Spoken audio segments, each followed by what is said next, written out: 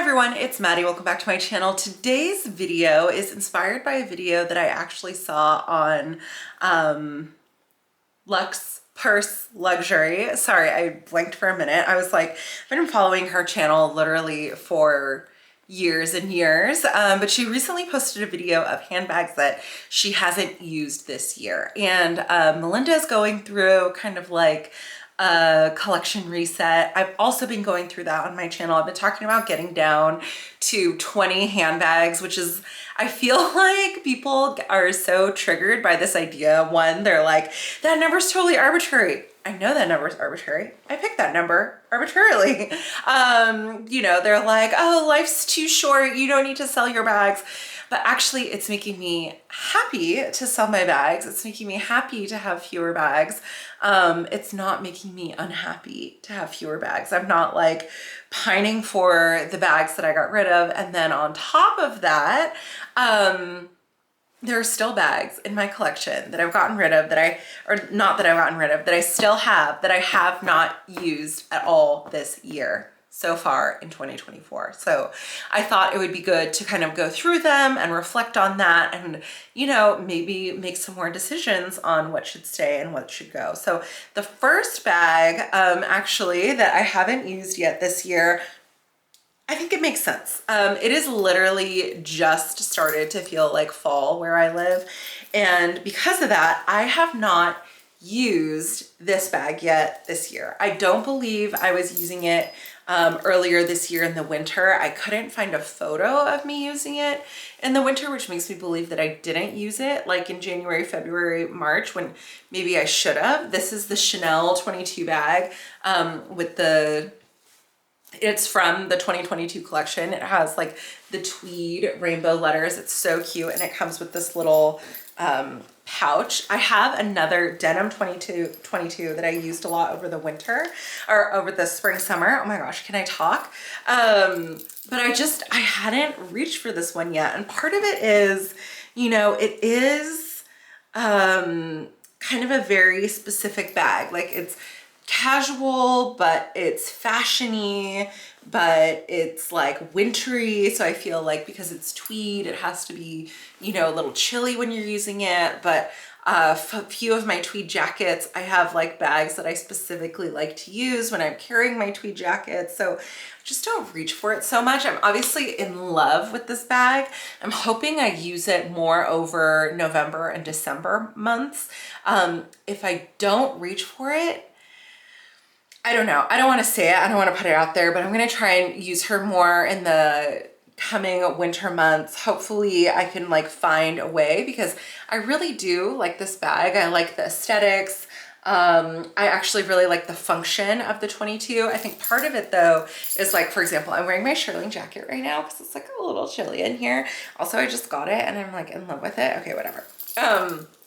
But part of it is this kind of shoulder bag, I think works really well when you're wearing a t-shirt or a light sweater or something. But if you're wearing like a full-on coat, it's kind of like fussy to have something over your shoulder. Like it's harder to like kind of maneuver and deal with it in a coat, which I'm also like, why am I wearing a coat to film a video? Okay.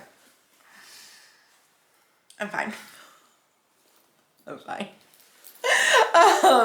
But it is kind of like, yeah, annoying to use with a coat. And so it's kind of like, it has to be that perfect.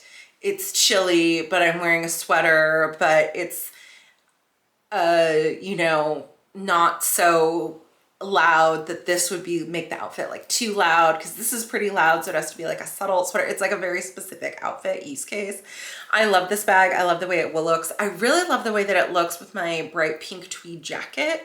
And I think the tweed jacket, it's okay with this over the shoulder. The only problem is whenever I wear my bright pink tweed jacket, I want to wear the matching purse. And so it's like, this matches, but like not really, it's contrasty. And so I don't know, I'm still working on it. I'm still figuring out, but I have not yet used this bag this year. Okay, the next bag that I have not yet used this year is one that's definitely been on the chopping block. It is my Neverfull MM, and this is like the original size that I got, like, I probably got it 10 years ago, with the, you know, it has the beautiful cursive letters. recently on social media and like TikTok, the Neverfull is like quote unquote back, specifically the inside out Neverfull. And so I'm like, do I turn it inside out and start using it? I don't think so.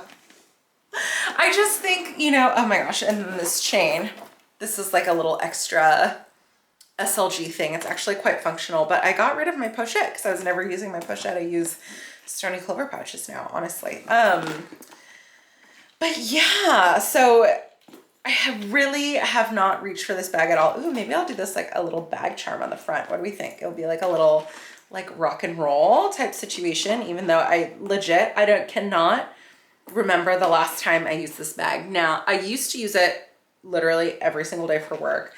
Now for work, I'm using my Birkin, which I love. And then for travel, I've been using my Longchamp bag. I just like feel like in the current times that we're in, and especially like as I've gotten older while traveling, I've found that I like to be a little bit more under the radar, just like nobody look at me, I don't have anything, like just let me get from point A to point B. And I think the Longchamp, well, I've used the Longchamp duffel actually, not even the tote. And so it fits a lot more for one, but also traveling, buzzing around a city, I bring the Longchamp tote in my bag and then use that for like work travel and stuff. And I just find it's easier to be like a little bit more low key. I use my Birkin for work when I'm at home because like I obviously know where I'm going, know where I'm going to be, just have like a really good sense for how things are going to be, what it's going to be like. But traveling, like you never really know, right? Like so it's hard to do it for work. I would rather have like, I would bring my Birkin 25 to travel maybe, but like only when you're like, I know I'm going to dinner, or I know I'm going to Bond Street, or like I know I'm going to whatever place it makes sense to have a Birkin 25. Anyway, all that's to say, I have not used the Neverfull at all this year. This is one that I've definitely contemplated getting rid of because I just don't know if I see myself turning towards it again. Even though like, I think a good test of that is it's officially back in style now. It's officially like something that like a bunch of influencers are wearing now, but I am not inspired by it. I mean, it made me so happy when I first got this bag. This is like the first luxury bag really that I ever got. And it was a really big milestone. And so maybe for that reason, I should keep it. I think I paid like, I want to say like $800 for it. Like, and now tripled in price at least. But yeah, there she is. She hasn't been worn. I don't think she would. I got the straps replaced one time. And so she literally looks brand new now. I don't think there's any cracking. I forget what year I got them replaced, but she literally, she was given new life with new straps. And so this bag literally, I mean, I guess there's some corner wear here, but other than that, like really do last forever. And the inside of mine, I guess it's a little dusty around the edges, but the inside's like decently clean. For how much I wore it, I could probably vacuum it out and then wear it inside out. I don't know. I don't know, you guys. All right, so that's bag number 2. Bag number 3 that I have not worn this year is this burgundy wallet on chain. You can see she is very well loved. The quilts are flat, like you can't really tell, there's color transfer or something along there. You can't really tell because it's such a dark bag. This is my first Chanel bag. It has the snap button closure. It is the Chanel walk that I did all those videos on. Look, there's imprints here. 5 different ways to style a Chanel walk. It was like one of my OG videos. I like did a video where you guys should see how much I put in this walk. Honestly, she should be in worse shape for how she got abused. I would put an EpiPen in the bottom, literally, my passport down the back here. It would be like an EpiPen, a whatever, compact case, a wallet, a pair of sunglasses, 2 lip glosses. Like I fit a ton of crap in here. Like, and that's why she's like this now. Cause it was like, she would literally be bursting at the seams like this. And I'd be like, great, my bag's packed. I'm ready to go. Like, honestly, I fit more or just as much in my wallet on chain as fits in like a jumbo or a medium flap. I kid you not. I kid you not. Go look at those videos. It's hilarious. But I have not used this video yet. Oh my gosh, what am I saying? I have not used this wallet on chain yet this year. Earlier this year, I divested of all my other wallet on chains. This is the only one that I have left, actually. And I kept it for sentimental reasons. I mean, it was like my first Chanel purchase. I want to say I paid $1,500 for this, and I was sick to my stomach. I was sick. I was like, that's way too much money. The CC's all scratched and everything. And it was also like back when you couldn't get a wallet on chain. Like I went into the store and I was like, do you have any wallet on chains? They were like, haha, no. And then like way before I was ever like a VIC client or whatever, nobody knew me there. And then they were like, well, maybe we have this one. And they brought this out and I was like looking at it and I was trying to decide between this and a chain around. If you guys know what a chain around is, they still have them sometimes on Fashion File. And I actually really loved the chain around, but I think the chain around was a little bit more expensive though. And I was already sick to my stomach about the idea of spending like $1,000 on this like tiny leather bag. And anyway, I was like trying to decide. What I really wanted was like the black and gold. Of course they didn't have that. It was burgundy and silver. But the sales associate was telling me about how burgundy was such a classic color for the house, which is true. Like the linings of the classic flaps are this burgundy color. And you know, when you wear this to dinner, like I have the light on, but you could see how it could like, it looks basically black. Maybe it looks red in the sun, but it's mostly like this like purple, brown, I don't know, oxblood almost type color. Really, really pretty. But I was looking at it and trying to decide and hemming and hawing, and then this lady comes up. She's like, if you don't buy that right now, I'm gonna buy it. Oh, are you kidding me? I was like, oh my God, I'm gonna buy it. Anyway, that was a walk down memory lane. So that's why this bag is still here. I mean, it's like fond OG handbag memories. I took this to our first trip, my husband and my first trip to Paris. I wore it everywhere. I wore it under my jacket because I was like, I don't want to get robbed. I think I wore it like back, like logo facing in under my jacket like this, like a, you know, one of those money belts almost, that your mom tells you to wear when you go on vacation. So yeah, so I have not worn this yet this year. I don't know if I'll wear it again. The thing is it's like, she's beat down. She looks a little worse for wear, not gonna lie, right? And so this bag in its current state, and I just feel like I moved away from wallet on chains in general.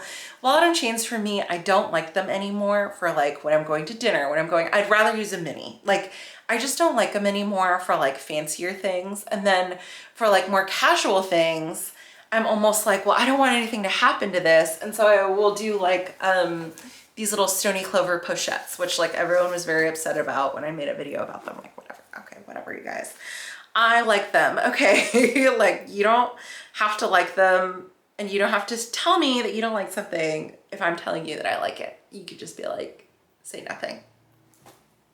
What is it? If you don't have anything nice to say, make sure you post it in a YouTube comment. I think that's how that saying goes.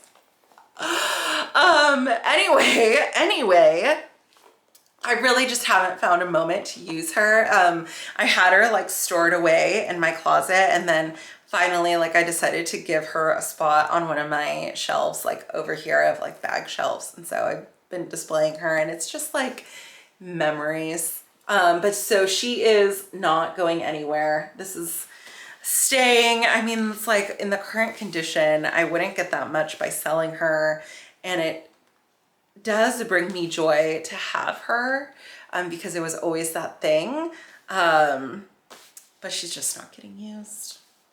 She's just not getting used. But you guys, the memories, I swear, go back and find my 5 ways to wear a wallet on a chain video, or the wet fit. I'll try and link it below. It's funny. I have brown hair. I'm a child, and it's just, I'm glad I never deleted those videos. I turned them private for a time, but I'm glad I never deleted them because that was a real moment in time. Truly. Okay. The last bag that I have not yet used this year, very common, Melinda said the same thing, is my Chanel Jumbo. This bag, oh my God, she's just so stunning. Just like, oh, what a beauty. In a total, you know, like the way that the wallet on chain is like ragged down, this, like, she's perfect. Nothing's happening to this bag. This bag is gonna outlive us all, truly. Truly, really, truly. Oh, and now we can compare the burgundies, maybe. So there's that, and then there's that. You see the resemblance? It's very close, actually. You can't really tell with the lighting, but it's very close. This jumbo I got on my first trip to Paris. I mean, really my only classic flap I've ever purchased. I never purchased another classic flap other than this one. I never got a medium. I never got a small. I got a few minis, but like minis are only like technically considered classics, not like, I don't know. They're not like this. The minis are great, but they're not like this. Yeah, this is the only classic I ever bought, and I bought it in Paris at Rue Cambon. Again, sick to my stomach with how much money that it was going to be. I went in with my wallet on chain under my jacket.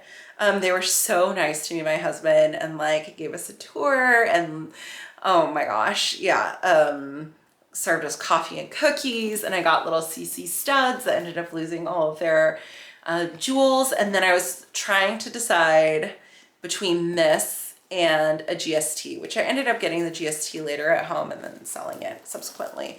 But the lady was like, you do not want a GST. She was like, get the classic flap. Get this. And there was never a question in my mind if I was going to get the medium or the jumbo.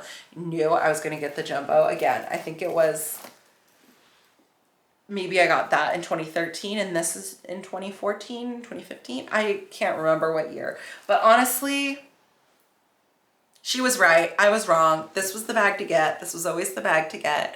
I think I paid less than 4,000 euro and then got tax back, which is just like absurd. For today, this is like a $13,000 bag. Today, this would cost you more than a Birkin. Can you believe?